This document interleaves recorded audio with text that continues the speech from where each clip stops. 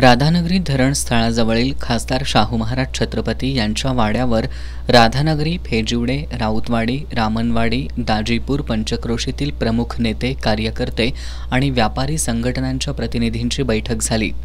या बैठकीमध्ये राधानगरीचा पर्यटन विकास, रस्ते, आरोग्य सेवा, शिक्षण आणि राधानगरी शहराचा व्यापारी, क्रीडा, सांस्कृतिक विकासासंदर्भात चर्चा करण्यात आली।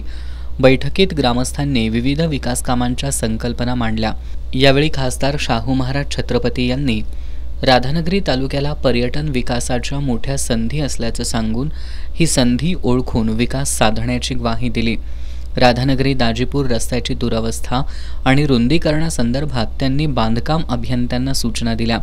गोकुळचे संचालक अभिजित तायशेटे यांनी राधानगरी धरण स्थळावर म्हैसूर गार्डनप्रमाणे गार्डन आणि अभयारण्य पाहण्यास येणारे पर्यटक राधानगरीत थांबावा यासाठी वेगवेगळ्या ॲक्टिव्हिटी तयार करण्याचा प्रस्ताव सादर केला असल्याचं सांगितलं। राधानगरी धरण पाहण्यासाठी पर्यटकांना दुसऱ्या गेटपर्यंत सोडण्यात यावं। राधानगरी अभयारण्य आणि परिसरातील 300 प्रकारच्या औषधी वनस्पती आहेत, त्या दृष्टीनं आयुर्वेदिक औषधी कारखाना उभारावा। मधुमक्षिका पालन, मासेमारी आदी उद्योगातील संबंधित उपस्थितांनी आपल्या संकल्पना मांडल्या।